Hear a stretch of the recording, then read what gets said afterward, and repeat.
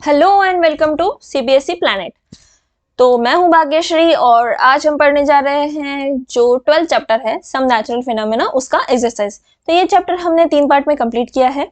तो अगर आपने तीनों पार्ट नहीं देखे हैं तो पहले प्लीज तीनों पार्ट देख लीजिए ताकि आपको एक्सरसाइज जो है वो सही से समझ में आ जाए। ठीक है, तो आज हम देखने वाले हैं एक्सरसाइज जो कि इंपॉर्टेंट क्वेश्चन है आपके एग्जाम के लिए। तो चलो स्टार्ट करते हैं with first question. So select the correct option in the question 1 and 2। चलो देखते हैं। Which of the following cannot be changed easily by friction? Easily by friction cannot be charged. Sorry, which of the following cannot be charged easily by friction? Plastic के scale होती है, friction से charge होती है, balloon भी होता है और वुलन क्लॉथ भी होता है। जो नहीं होता वो क्या है? Copper rod. कॉपर रॉड जो है वो इजीली फ्रिक्शन से चार्ज नहीं हो पाता because it is highly conducting material. वो ऑलरेडी क्या करता है? कंडक्टिंग मटेरियल है। इलेक्ट्रिसिटी में वही यूज होता है ना कॉपर रॉड, तो वो हाईली कंडक्टिंग मटेरियल है, इसीलिए that can not be easily charge with the rubbing. Okay, next question.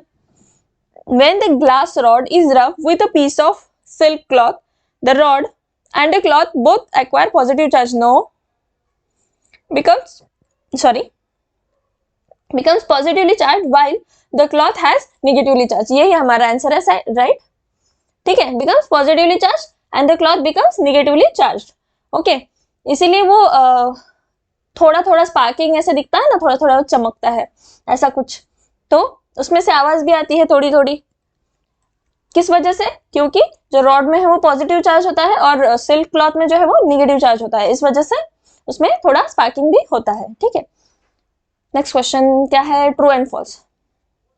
Right T against the true and F against the false statement of the following. Okay, like charges attract each other. False. Like charges repel each other. Like charges repel each other. Like charges repel each other. Next, a charged glass rod attracts a charged plastic straw. True.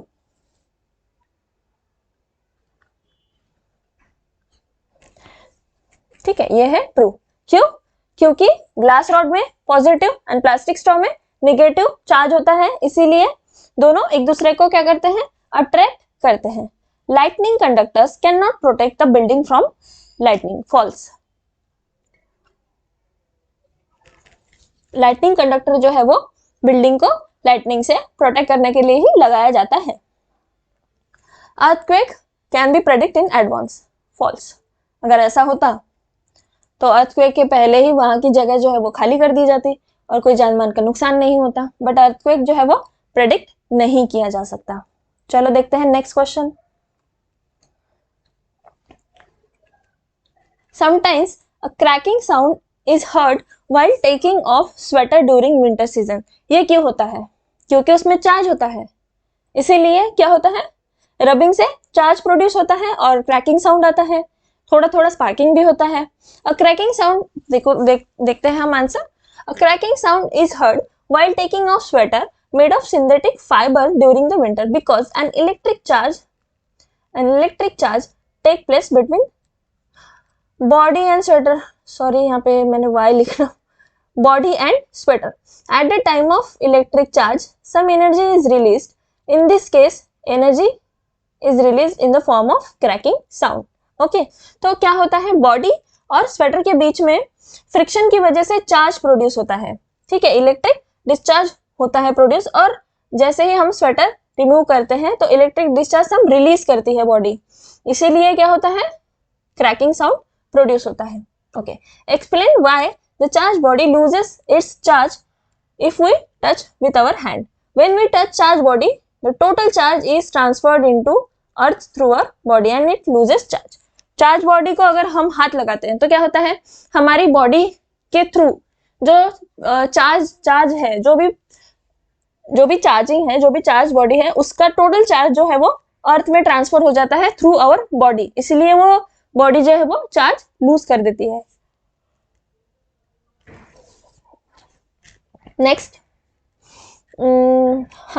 Name the scale on which destructive energy of an earthquake is measured. क्या था? Richter scale. नाम क्या था? Richter scale. An earthquake measure 3 on this scale. Would it be recorded by seismographic? Is it likely to cause much damage? चलो देखते हैं।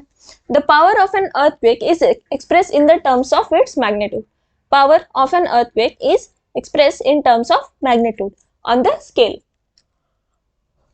On the scale. और इसको क्या कहते हैं हम? रिश्टर स्केल कहते हैं। The power of an earthquake is expressed in terms of magnitude on the scale is called Richter scale. Okay. अब next question का answer, would it be recorded? मतलब yes, it is recorded by seismograph, but it is not likely to be cause much damage. Much damage कौन सा cause करता है? Above 7 magnitude के ऊपर जो आता है वो डैमेज कॉज करता है, और 7 मैग्नीट्यूड के नीचे जो है वो लेस डैमेज कॉज करता है। नेक्स्ट क्वेश्चन देखते हैं। Suggest 3 measures to protect ourselves from lightning. 3 measures to protect ourselves from lightning. We should not use TV cable during the lightning. After hearing thunder, wait for 30 minutes before coming out of the safe place.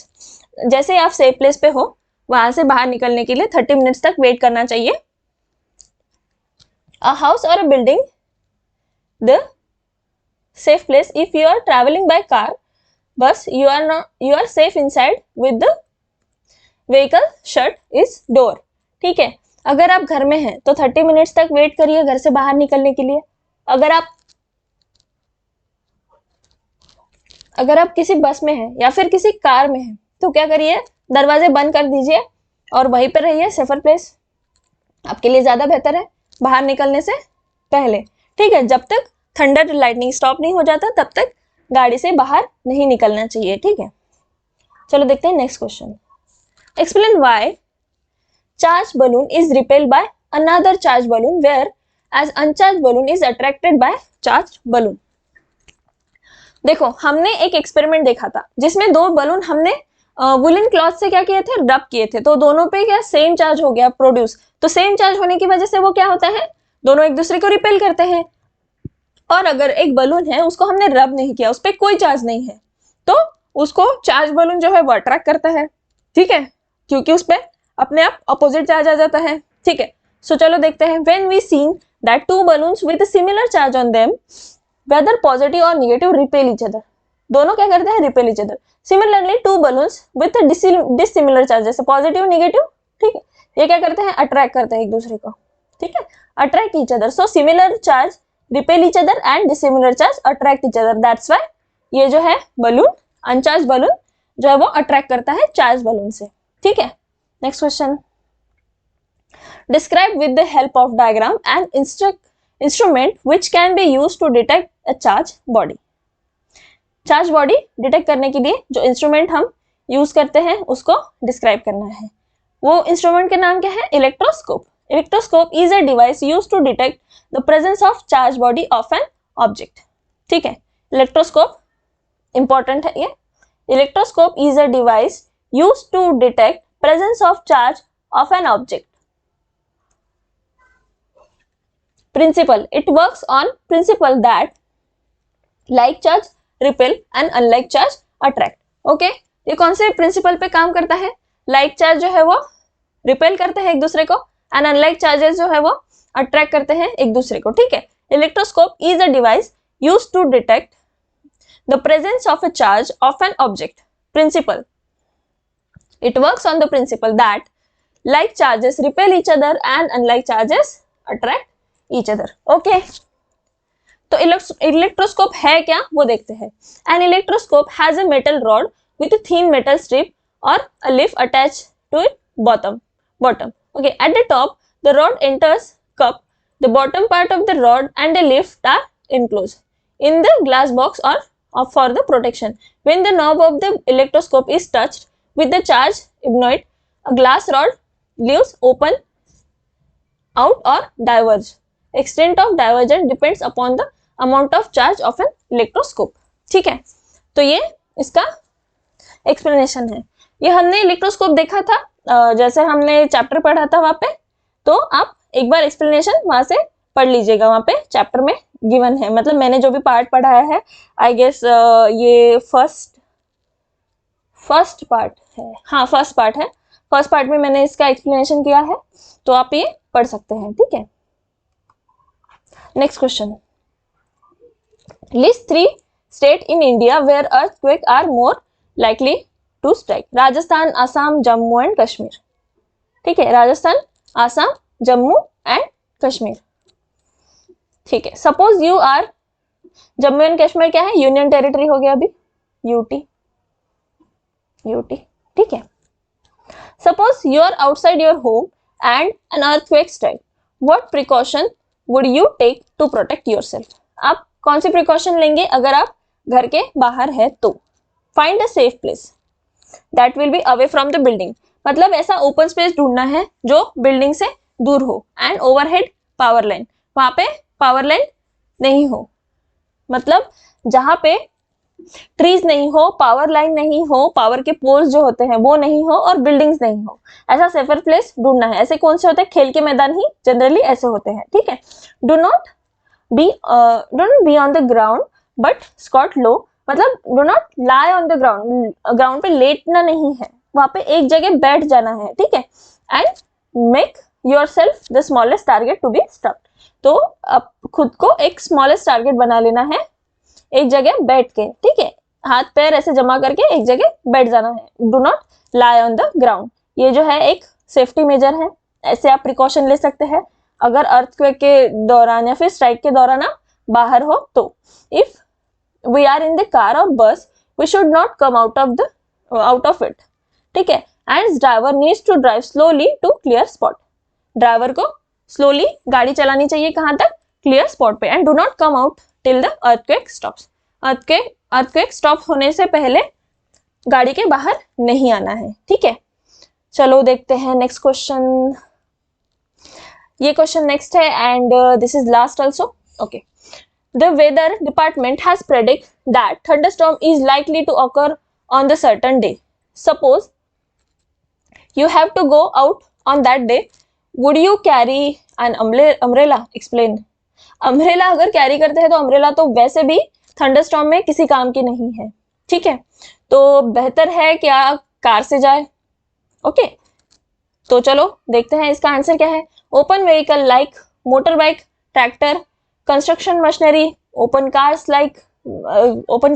Are not safe, okay.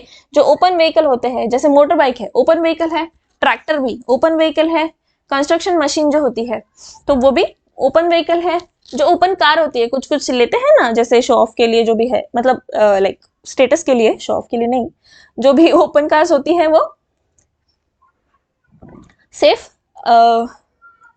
Safe नहीं होती, ठीक है, thunderstorm में। Open field, tall trees in wood, in isolated ones, shelter in park, elevated also do not protect us from the lightning stroke।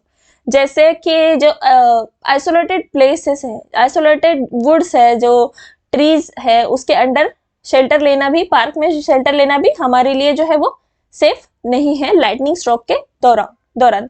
Carrying umbrella is not a good idea at all during thunderstorm. If in the forest take shelter under the shorter tree, ये मैंने समझाया हुआ है chapter में, फिर भी हम एक बार देख लेते हैं, ठीक है।